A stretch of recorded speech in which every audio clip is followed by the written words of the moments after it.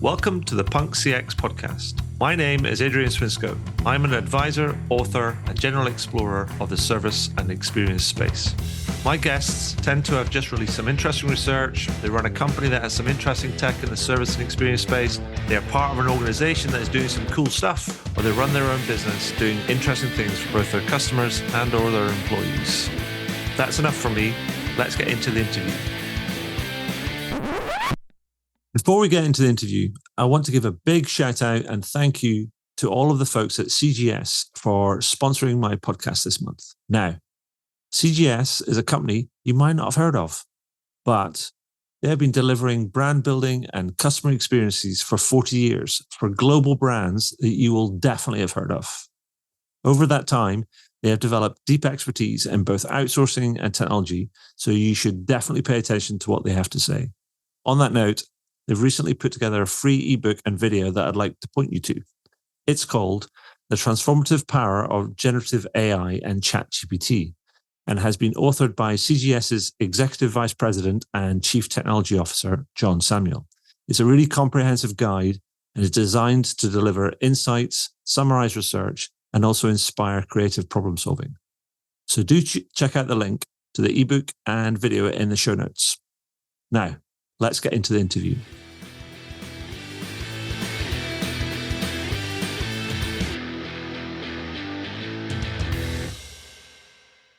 So welcome to the next edition of the Punk CX podcast. With me today, I have David Rogers. Now, David is a Columbia University professor and an author of 5 books, no less. 5, count them, 1, 2, 3, 4, 5, ladies and gentlemen, including a new one, which is called the Digital Transformation Roadmap.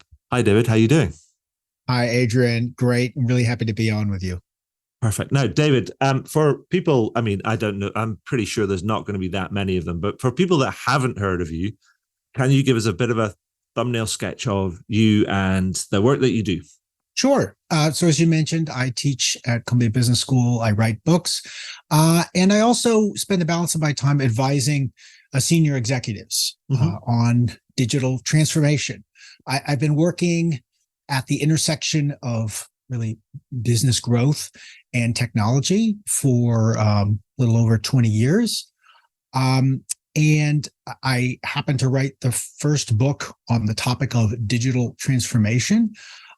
So that was a lesson in the difference between having a good product and having a good product that is well-timed to the market. So I learned personally. So that came out in more than a dozen languages, audiobooks, and so forth. So that's given me a chance to really, travel the world and get a chance to interact with, work with, advise, and learn from very different kinds of organizations and pretty much every kind of consumer, industrial, B2B services, a bit of nonprofit and public sector, but really a wide range of organizations. And what that allows me to do is to pursue my passion, which is to look for what are those common threads between these really different organizations in terms of kind of what they're trying to achieve, the problems they're trying to solve, and what is kind of getting in the way. Yeah. Now, you talked about this, the book, the first book around the digital transformation. That was a digital transformation playbook. Is that right? That's 2016? 16. Yeah. Right. 2016. And so this is almost standing on the shoulders of giants, as it were. It's a sequel. A sequel. You've written this new book based on everything you found out since then, called the Digital Transformation Roadmap, Rebuild Your Organization for Continuous Change. Now, tell us a little bit about that and kind of like why now and kind of what's kind of like changed, what's driven the kind of the book, kind of the roadmap. Sure.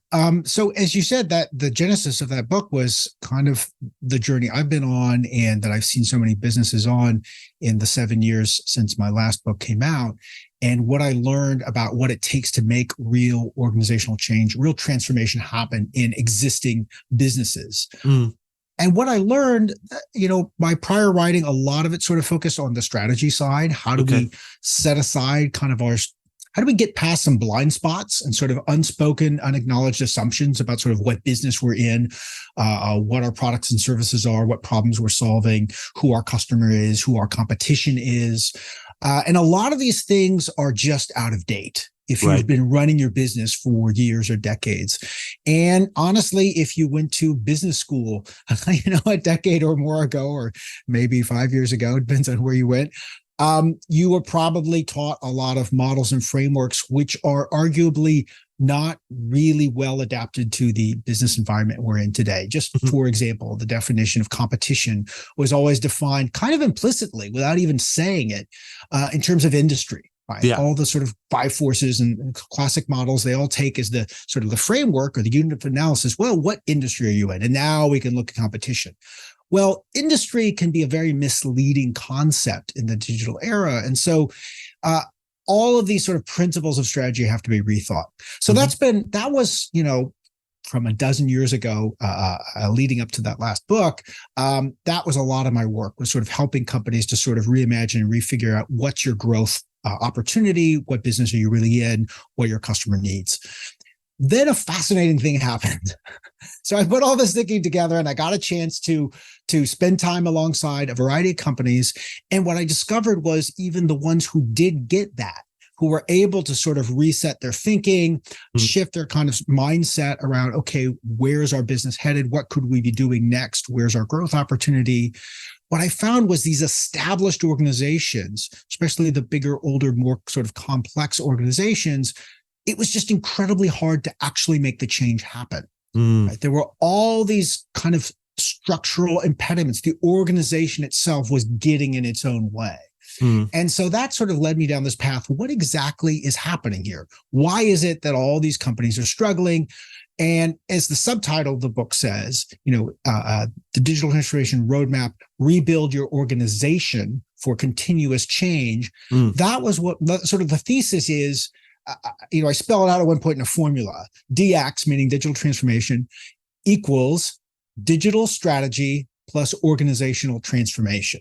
Right? Yeah. You have to have those two parts in order to really make this work at scale. So, thank you for that, for giving that sort of the background and the context. And I think I learned a lot by kind of going through the book, but I wanted to do is, obviously we don't want to tell people everything that's in the book from soup to nuts, because you want people to go out and kind of buy the book, and it's available at all kind of major retailers, blah, blah, blah, kind of like end of kind of like plug and all that sort of stuff. Anyway, yes. you know where to get it.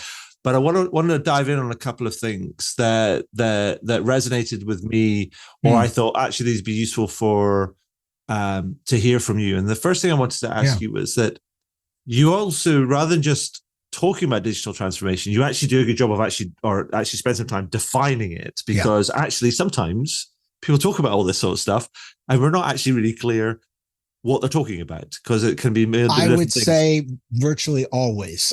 Right.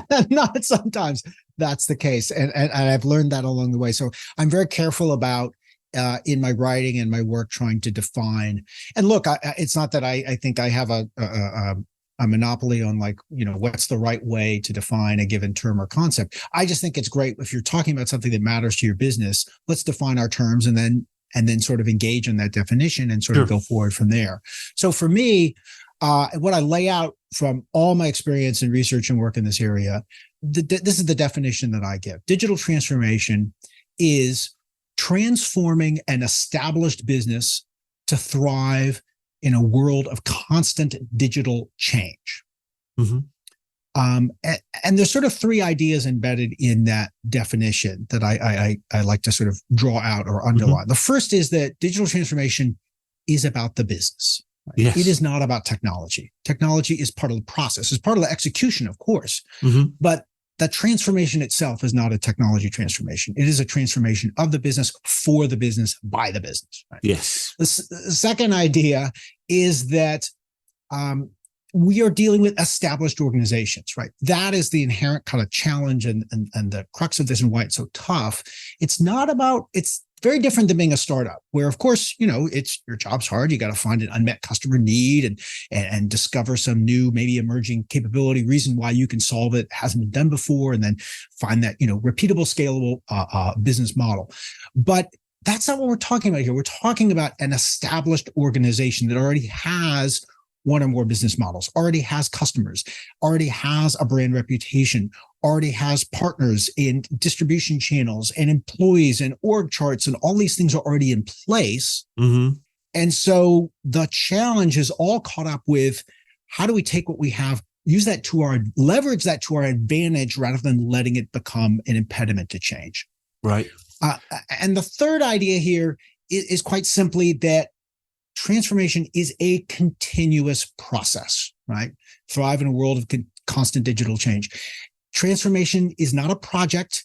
It does not have a start date and an end date. It is about becoming an organization that is going to continuously adapt, because the change is not slowing down. It's going to keep coming.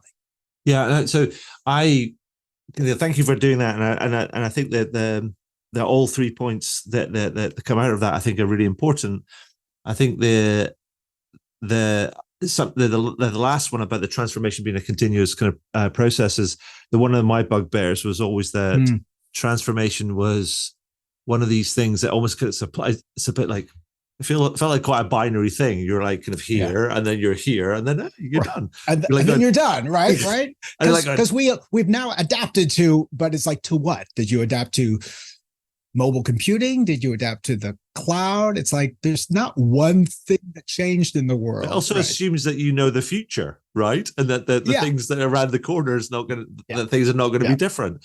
Yeah. And so I railed against the sort of the use of the term, say it's not helpful. And I said, well, actually, maybe the word evolution would be a bit more sort of helpful than transformation. But I don't know if there's a cadence difference within the kind of the you know, those of the between the two words, if you know what I mean. Transformation feels a bit more urgent. Yeah. Again, I tend to sort of accept the words that people are using. Mm-hmm. I'm kind of like a linguist. It's like, don't rail against the language that's being adopted. Right. Language is a common, it's a shared practice. What I focus on is, okay, if we're calling it transformation, what does that mean? Right? Okay. It's not a one and done. It's not a technology installation project. It's not it's a certain kind of change that has to happen, and it's ongoing. Yes.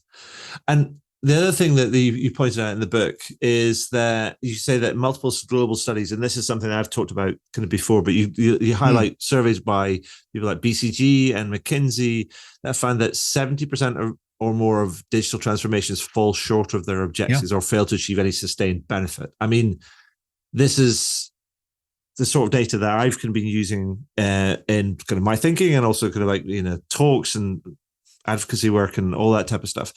But I wonder if you could give us a bit of an idea, what are some of the main reasons driving these failures? Because that was kind of the question that set me out. It's a big number, and it's ugly out there. I mean, you see so many organizations that are like putting real resources into this, and just not seeing results. Years go by. So I wanted to figure out, again, that's kind of what's that common thread. Looking at very different organizations, people always sort of see the surface level symptoms. Oh, my employees don't have the right skill set, or my legal department keeps shutting down certain projects, or we have lots of ideas, but none of them are getting to the scale that they're impacting the bottom line, or we're just too slow in making our decisions, so we can't keep up with these digital native, startups. There's lots of kind of symptoms that people point to. We often get misled into thinking it has to do with our industry. And really what I found through my research was there are some underlying barriers in any established organization. And I mean a government in Uganda. I mean a government agency. I mean a nonprofit in Mexico trying to aid financial, accessibility. I mean, a legacy news company in, New York City or in Oslo. All these organizations are kind of dealing with the same inherent problems. And the 5 barriers that I found that were kind of the root cause, if you will, of all this trouble. First is many cases, companies are trying to transform, and there's no really clear shared vision. Right. It's just a lot of generic talk about we're going to be a digital first company. We're going to future proof the business, which is a meaningless kind of idea. So you can't really do anything, right? And so you just start pulling these generic like digital maturity metrics off the shelf. How digital are we? Nothing will happen if you don't have a vision of like, what does this actually mean for our business, our industry, our customers, our market, our products and services, our competitors, our business model, our revenue? What are the challenges? What are the opportunities? What does digital mean for us particularly? Second problem, a lot of businesses, there's no discipline of setting strategic priorities. So they say, oh, we're going to be digital. And then guess what? You can come up with 100 really interesting ideas. And so you start shooting in all directions. Or you're just not even looking for growth opportunities. And I see companies like this, all they're looking for is just sort of cost-cutting efficiency measures. And so they leave much of the value off the table. Third problem, very common, is no habits of experimentation. So companies say the world is changing. We have to get on board. We have to become more digital. We have to embrace these new market demands, et cetera. And then they go back to their old playbook of plan. Business case writing, third-party research and data analysis. Show me the benchmarks of what everyone else has done before when this is, a problem that hasn't been solved yet. So they don't have this ingrained skill set and muscle memory of how do you actually, instead of planning your way through problems and uncertainty, learn your way through them with really rapid, cheap experimentation. The fourth barrier is there's no ability to scale that, right? And so I do see companies where they're able to bring on or hire on or acquire, small teams who really can move quickly, be very customer centric, identify problems to solve, come up with solutions, but they don't have the governance structure to like allocate resources and people and funds and shut things down and place lots of bets. They're just not set up for that. And so they're trying to manage all these new digital opportunities the same way that they manage the core business, these business as usual kind of processes and oversight mechanisms that are completely mismatched. And the last barrier is no real growth in capabilities. So if you're going to do this is a long haul. You're going to learn as you go. You're going to keep investing and learning and becoming a more adaptive organization, but you also have to be identifying those gaps in some critical areas. It starts with technology. It absolutely is about people and their talent and skills sets you have. And just as critically, it's about culture and figuring out where are the gaps between the culture we have that's maybe served us well in the past and the culture that we need for where the company is heading into the future, and then really paying attention and doing the hard work to make that kind of shift happen. That is what I have seen time and time again. In some combination, those barriers is what holds back those companies. And I'm right in saying that those are the barriers, but almost like solving those barriers, those become the roadmap. Exactly. Right. And I'd love to, I was just thinking about it then, and because I'm a bit of a fan of systems thinking, I'd love to kind of plot them all out and see where all the kind of feedback mechanisms are. Well, that's what the book's for. Yeah, exactly. But I was just thinking, because like when you think about the priorities and stuff, and then think about experimentation, how that all kind of loops back, and the decision making and everything else, it's like, and the learning and all this. They're all interconnected. They're not in isolation. Yeah. But one of the things that I wanted to also kind of drill into, because I think this is something I've been kind of like seeing in my own sort of discussions and kind of like, work and research and stuff, is this right at the very top, because this idea that organizations have to get the creation of a shared vision kind of right. I mean, too often do I see these platitudinal sort of statements, which feels like an assemblage of kind of buzzwords in a sentence. Good, like that's what it is. You're like, I have no idea what that means. The very simple test is put your thumb over the logo and ask someone to identify to even guess what company this might be relating to. And if they have no idea whatsoever, then, it's not a helpful video. And do you think that's because you also say in the book that you advocate for this, the same, you quote Daniel Goleman saying his research on leadership has found that the most powerful of 6 leadership styles is one's been when leaders mobilize people towards a vision. And also that it goes on, that says McKinsey has supported that by saying the biggest single factor for DX success is having a clear change story. Yeah, and I've seen this in my own work with companies where I ask them to identify, which of these problems is most severe for you, right, and is holding you back the most. And once I spell them out, lacking that shared vision, meaning everyone has to understand it. It can't just be that there's some document that the chief digital officer and the CEO came up with. I've had more than one frank, honest conversation where an incoming CEO will tell me, you know what? If you ask 3 people in my company what digital transformation means for us, you would get 3 different answers. There's not a kind of a shared a language here. So I've seen the same thing. This is such an important and pervasive problem. I mean, do you think there's a do you think companies spend enough time thinking about what that means and sort of going through this an envisioning process?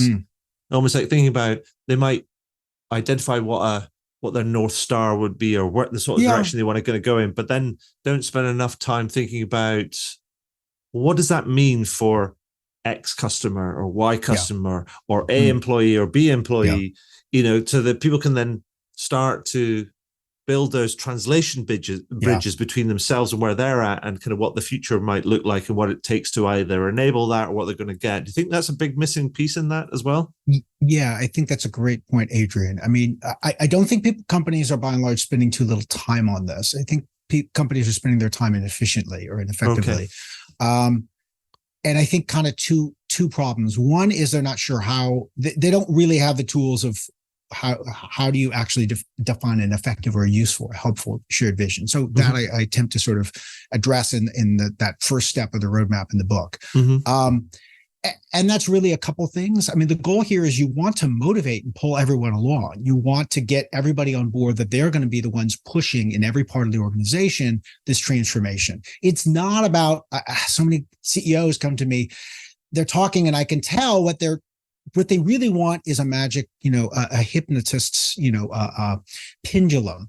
They want to sort of magically persuade everyone, just stop resisting change. What you need to do is not persuasion. It's spelling out very clearly in a way that is motivating to people. What are we doing and why? So I have found there's a few key elements to this.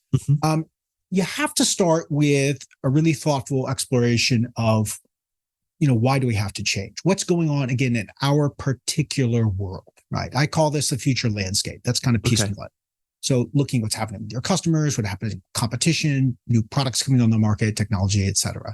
Really, and that's something you're continuously revising, continuous learning, really more external knowledge, soaking up and bringing in lots of outside views and information about what's going on in the world.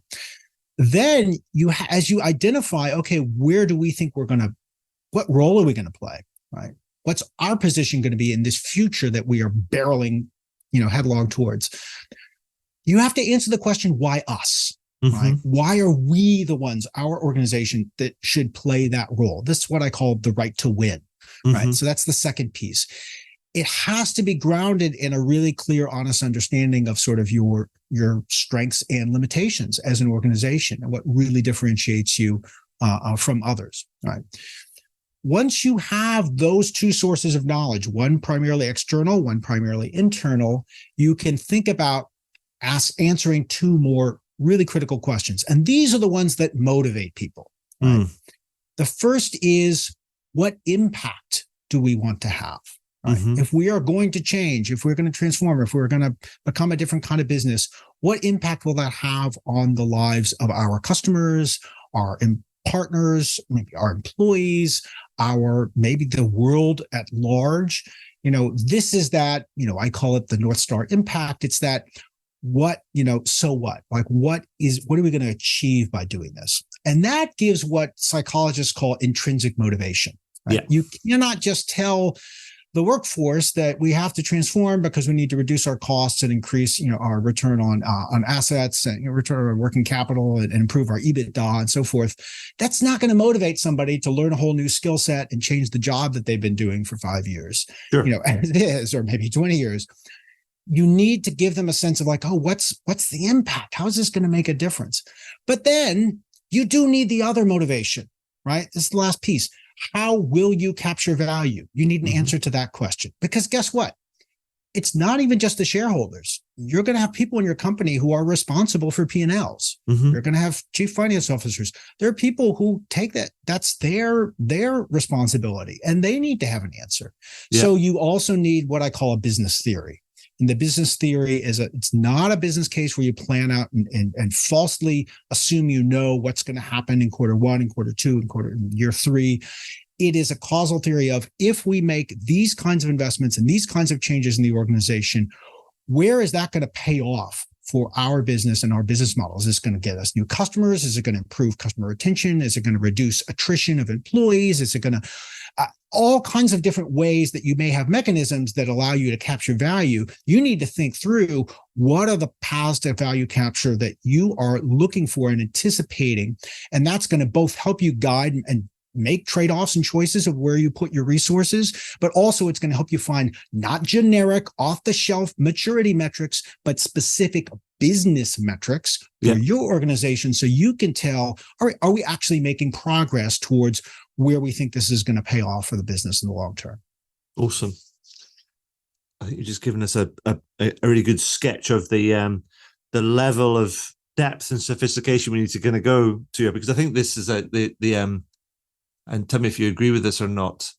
I mean, I think it's critical to get that first step right, because if you skip over the first step, then the rest of it, it's just gonna undercut you at every step further, and you're just not going to have people aligned. You're not pulling in the same direction. Organizations today have to move from the sort of top-down command and control kind of organizational model that we used in the industrial era to run businesses to scale, run organizations at scale. But it's very tricky. And if you skip over things like this, you start to loosen things up and give more leeway to different parts of the organization, and they just start going in a lot of different directions, and it's not aligned, and it causes confusion and frustration. And people will rightly say, hey, we did all this stuff and we're not seeing a payoff. We should go back to the old way of working, which is not going to work either, because it's sort of a safe path until you realize it's a safe path if the world stood still. Yeah. And because it's not standing still, it's just too risky. Indeed. Well, I mean, also then you move on to the second step, and you talk about, well, I think many people might be thinking, oh, it's like, brilliant, we've done all that. Now, this is all about priorities. Now we need to gather the data and be this kind of, and you're like going, one of the things you need to do is get out of the building. Yes. And it's like, and I thought, I was a bit like, hallelujah, thank you very much.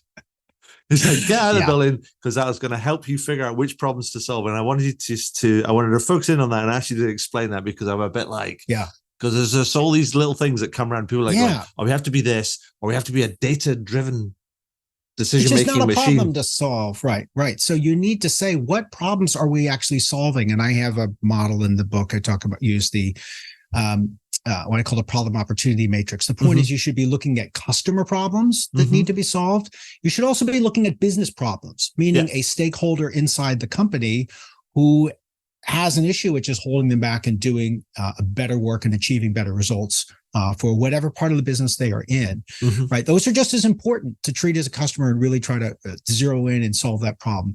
And you need to also, I talk about these two lenses, the problem lens and the opportunity lens, because thinking about things in terms of problems will tend to gravitationally keep you focused on what you're doing today and all the things that are kind of holding it back.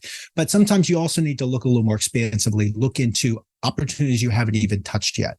So it's an ongoing process of defining and kind of crafting these things I call problem opportunity statements. But where do you find these things, right?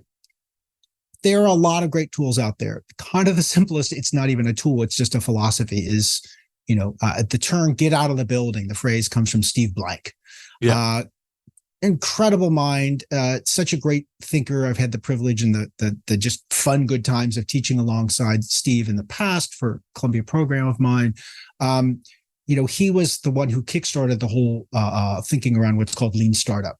And if you look at that, this is really sort of one of the kind of the rallying cry of his whole approach to what he calls customer development is to get out of the building, talk to customers, stop spending so much time in your strategy sessions and your meetings with your, Post-its with yourself and your co-founders or your team, functional team, whatever kind of organization you're in. It is the customer themselves who will tell you what problem matters to them. So you've got to get in the practice, just make it a practice that you are getting out there and spending that time, getting the customer's perspective in their context, in their life, their work, their world, what they're doing. That will point you to where real opportunities are to improve customer experiences and to drive growth and new value creation. The thing that strikes me about all the kind of the different steps you're talking about is that, and it goes back to the point you made before, is that the transformation is not about technology, it's about the business, but actually the business is about us, and all the different steps is about kind of like customers how we change and employees, our own kind of behaviors and our own practices in order to seek out and to identify and capture these kind of like these current and future kind of value opportunities. Some people, when they hear the word organizational change, they think it's some sort of very fuzzy kind of, management speak. But this is about actually changing behavior and systems and the way you do your work at every level of the organization. Yeah. And so the other kind of one, so I don't want to go too deep into all of these different things. So I had another couple of quick questions, but I wanted to ask you tell me about the press release or the frequently asked questions, the PRFAQ tool that Amazon uses, because I thought it was a really brilliant way of getting people out of the weeds. Yeah. So this is the point. You need to have mechanisms when you're dealing with organizations at scale, and you say something like, we want to be more customer centric, or we want to make sure we are identifying the customer problem we're solving from the beginning, or something like this. You need to actually create some processes, give folks some tools and templates for doing that gets them sort of trained in the habit and makes it a habit. So, I mentioned a variety of them in that chapter of the book, and customer development, customer journey mapping, and so forth. Some of the great kind of ways that are out there for going out and discovering the customer's point of view. So one that Amazon has used for a number of years that's worked well for them is they call it the PRFAQ. So it's press release / frequently asked questions. Yeah. So the idea here is you're actually at the very beginning. So this is really a problem definition tool. So you're thinking of a new idea, new venture. We should, build a new this, or add a new feature, or, revamp this part of the customer experience, or launch some new tool for any part of the business. This could be AWS, it could be retail, it could be, the streaming service. And so anyone who has an idea is supposed to sketch it up in this memo. And what you do is you imagine forward, you're at the date where you are launching the new product or feature. And you write a press release, and there's sort of a guideline of things you're supposed to say. Talk about, here's the new thing and how it works. And you're supposed to define, as part of this, what is the benefit? What is it doing? Who's the user? Who's the customer? What's the benefit for them? Write some fictional quotes from the customer talking about how they like this thing, or what they're doing about it, or what they enjoy about it, so forth. So there's very specific things you're supposed to put in this imagined press release. And then there's an FAQ section where you answer common questions like, okay, what's the technical, route to building this, or what's the cost structure? Is Amazon doing it themselves or with a partner? Certain kind of operational assumptions. This is just a mechanism, and there are others out there to identify, when it's done right, you're trying to define your hypotheses. And that's the key idea here.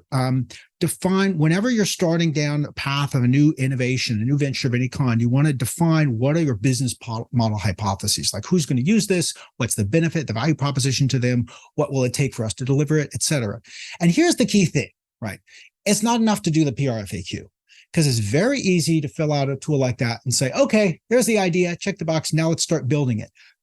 No, that's completely wrong, right? You take that, and you have to understand what you have just done is identified a bunch of hypotheses. And now the process that follows has to be all about validating and testing those hypotheses one by one. And that's a big focus. That's actually one of the biggest focuses of the book, about how do you design and organize stages of validation so that you effectively work through all these unknowns and uncertainties for any new, idea that you want to bring to market. Yeah, I mean, and that tool is like a way of, as you say, it's surfacing these hypotheses, but then that feeds into the third step, which is about experimentation. And then it's about testing and validating and sort of refining and so on and so forth. So I just thought it was a really neat tool because it sort of brings to mind that old, was it, I can't remember who said it, but it was like, start with the end in mind. Yes, exactly. That's the point of that tool. You start with the end in mind. You imagine where, and of course, the point is, if you actually build this thing, it's not going to look anything like that PRFAQ by its time it's done. So, but you start with that initial assumed end in mind, and then work backwards and say, okay, what would that look like? How do we test and validate? Is that really, the customer need, the path to deliver it, et cetera, et cetera? Yeah. So, in your travels, David, who's doing this well? A lot of companies. I mean, that's, I'm kind of a glass half full person. So, when I hear 70% so let me of companies are reframe this. Failing, kind of like, I say who's smashing it out of the park? 30% who are succeeding, right? There's a lot of great companies out there. So I'll mention a couple sort of, one that you wouldn't necessarily have heard of, not a household name, but a major mid-sized insurance company, regional insurance company in a bunch of the U.S., not every state though. Acuity Insurance. So they have been laser focused on understanding how do customers today, and this is individuals and families, how do they want to find insurance, buy insurance, price it, get the right features that they need? Do they want to talk to a person? They want to do it online? Which steps of the journey, et cetera? They are also, they serve a range of mid-sized businesses in specific industries, not every industry. And they are incredibly focused on solving those evolving business needs, different ones that are becoming less important, new ones that are emerging, companies that need things, new business risks are emerging all the time. And how do you effectively underwrite those?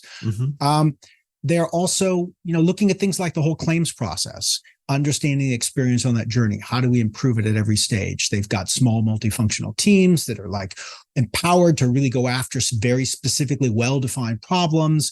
They're ready to experiment without putting a lot of resources behind new ideas until they figure out, do we really have a path here that's scalable, or are we still at the kind of learning, R&D stage in a sense? And when the market matures or shifts a little bit further, we'll be ready to do something at scale. So they've really done an amazing job of understanding their market and really moving quickly on a lot of fronts and being a very adaptive organization. Awesome. A different one you heard of course, Walmart. I've been really impressed with actually what they've been doing in recent years. And on a lot of fronts, but one of the neat problems I've seen them focusing on is online grocery ordering. Okay. Because it's a really interesting problem for the sector, and it hasn't been well solved. And that's why they identify that it's also a valuable problem because it leads to a lot of frequency of purchase and customer engagement. So they've been focused on that, but most importantly, they've come at it with that humility of saying, we don't know what's going to be the right approach to solving this. And we are going to try different approaches at the same time in parallel, and we're going to test and learn and be really methodical about this. We've got to find something that is good enough that it will actually change customer behavior. But it's also got to be something that we can scale sustainably. They can't be losing money on every single, transaction. Sure. So they've been experimenting with things like price points and, do you do a membership model like Amazon Prime and then every delivery is free, or do you pay per grocery delivery? Do they deliver it themselves? Do they have a third party, digital platform that does delivery and they just prepare the orders? One of the things they looked at, so they wound up doing an Amazon Prime type model, which works for some people really well. Other people don't want to pay. So they found what was sustainable was not eating the cost themselves, but saying, look, we'll give you half of what you want for free. You can order the whole thing through a great digital experience where it's very easy to kind of put your order together based on what you've done in the past and so forth. We'll package all the groceries up, but you do have to drive by Walmart, right? Drive by and we'll bring it right out to your car. You don't even have to get out of the car. Right? Yeah. Great customer experience, economically, financially sustainable and scalable. And then, of course, the pandemic hit and that took off because it was also operationally scalable in a way that their other models, weren't scalable at that kind of speed. So they've really learned this lesson of how do you identify a problem that matters, not sort of fall for that leadership hubris of sort of, we're going to look at this a whole lot and then we're going to make our big, informed, wise decision of the best course forward for our company, and then, plowing a lot of resources into it and maybe getting very badly burned. Instead, they've taken this very smart, move fast, learn as you go, don't make any assumptions, follow where the market takes you kind of approach to really solving an important customer need. Awesome. I mean, that's good. That's really interesting because it's like two different types of companies at two different scales, because Walmart is a behemoth, but they're still about as big as they can. Yeah, exactly. And then you got Acuity, which is kind of like a mid-sized regional kind of player, but they're still trying to be kind of innovative and lead the market in their own way. So that's great. But David, I'm going to leave people with, unless there's anything else you want to add or highlight that we could have missed out, I'm going to leave people to go and seek out their own copy of the book, because I think it's a treasure trove of insight and ideas and a roadmap, kind of most importantly. Is there anything else that you'd like to add or highlight that we've missed out before I ask you a couple of, kind of zoom out and a couple of general questions? I guess the only other point I would stress is, or sort of to draw attention to in terms of the roadmap in the book, is there's a big focus in it on governance,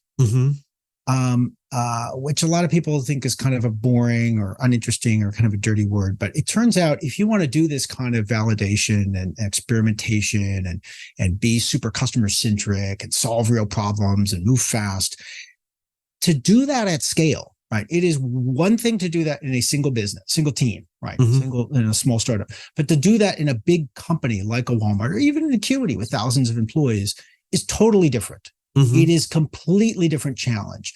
And so a lot of the book looks at how do you put in place, how do you break this model of everything has to be done by the BAU, business as usual kind of rules of the game from the core business.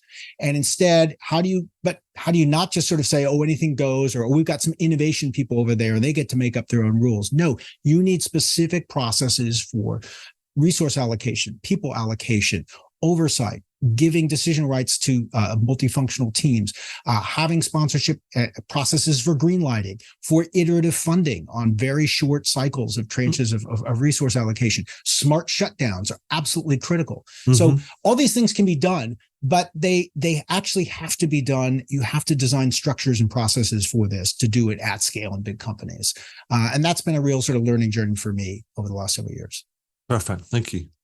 So we were talking before this, and I've done a bunch of these things for kind of like a number of years now. And so it's like, my focus has always been, how do we improve service and experience? How do we deliver better outcomes for both customers and employees? And so maybe drawing on your experience and given the focus of the podcast, what would be your best advice to somebody listening in if they wanted to improve their customer and or employee experience? What would you say? So like David says, do this, ... complete that sentence. I would say you should measure the time that you are spending listening to customers. Right. You'll probably be shocked how little it is for so many people in the business and the organization. And secondly, you should empower small teams to solve customer problems.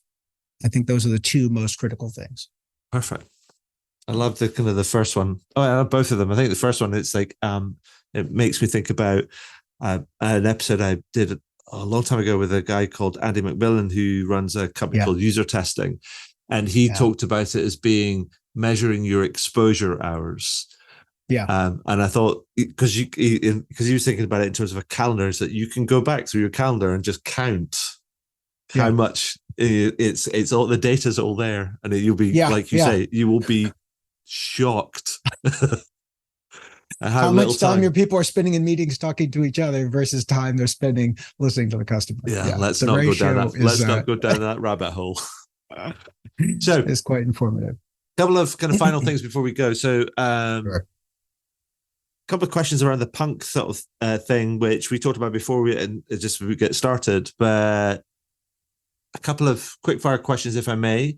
If I was to ask you to describe, or you come up with a couple of words to describe a more punk approach to customer experience, what would they be? Now, this comes with a health warning. I have a collection of about 190 of these. I think I'm gonna push on till 200, and then I'm gonna call it quits. Okay. Go for it, David. What do you think? Humility. I would say that you need to assume that you do not know what the customer needs and what will work for the customer and for your business. Well, and that is such a missing kind of mindset in a lot of organizations and a lot of leaders, or undervalued mindset, is the humility to assume you just have no idea. He shoots, he scores, ladies and gentlemen. It's on the list. We had humanity, but not humility kind of on the list. Yeah, so humility is just like, it's kind of fits in there, which thank you for that. That's brilliant. So excellent. The other thing, the extension of the punk idea was that the follow-up book was a book called Punk XL, which is, the XL stands for experienced leadership. And it's based on this idea that it's no longer sufficient to talk about customer experience in isolation. We have to think about it holistically, systemically. And yet most people agree that experience is a really important competitive dimension. Right? Some may argue it's the only kind of like the preeminent dimension. But we talk about technological leadership or brand leadership or market leadership, but we don't talk about experience leadership and who's kind of like setting the bar, who's really leading the field. So what sort of company or brand do you think is an experienced leader, and why? So I would actually point back to Acuity again, so to offer somebody besides the obvious, Apple and others who have all kind of experienced. And I've had a chance to work with their leadership team. So, Ben Saltzman, their CEO, and Melissa Winter, their president, are incredibly focused on, and this is about having more than one stakeholder. So they are incredibly focused on understanding the experience for those individuals who are looking for insurance, those business owners and business, small businesses, mid-sized businesses who are needing to insure and protect themselves against risk. They're also incredibly focused on the experience of their agents, right? Because still it's a rapidly evolving sector, but a lot of insurance, the vast majority, is sold through outside agents. And their own employees, and really focused on their own employee experience. Just a tremendous, I've seen the amount of focus on that in terms of every meeting of the top leadership. Acuity has this phrase that, their tagline is "Acuity loves you."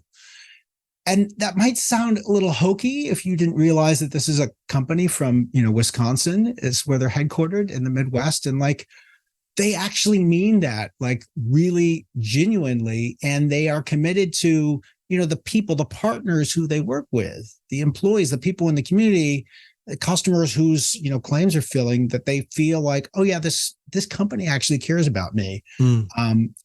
So it's been really inspiring to see how they bring that to really kind of every decision they make. Fantastic. That's what a great example. And so, one final thing before we go, and this is a bit of an indulgence for me because I get up every morning and I try and stop myself doom scrolling when my first cup of coffee. And so I've been asking people at the end of these podcasts over recent months to help me finish on a good news story. So David, tell me what's the most interesting, positive, or exciting thing that you've seen in the last week, or the thing that's made you smile the most, so we can end on that positive, good news story. Sure. So I saw a concert this week by Bela Fleck, amazing, banjo player and kind of bluegrass fusion musician and band leader. Incredible band. A lot of young musicians, some of them, a bit younger than him, who he had produced their first albums, when they were teenagers and so forth. Really somebody who's focused on sort of nurturing the next, generation of talent. I was in the hall. Everyone was there to see Bela, right? He has, a well-earned, amazing reputation as an incredible, artist and musician and band leader. Has done amazing things. And yet he was so generous on that stage, letting the spotlight shine on one after another, the other members of the band, letting them take center stage, play their hearts out, really show off what they had and not making it all about him. Right. And it made for a great concert, just a wonderful, lovely evening of music. But I think it's also a great model for leadership. Perfect. I love that story. And it links back to your humility, kind of like word from earlier. So, I mean, I love that sort of thing. It's like, yeah, great story. Thank you for that. So anyway, David, I'm going to call it quits there. I just want to say, first of all, thank you for spending some time with us today to talk about the book. Congratulations on the book, and thank you. Yeah, just thank you very much. That's been awesome. It's been a pleasure, Adrian. It's really enjoyed the podcast, and I look forward to hearing the other ones you've got upcoming as well.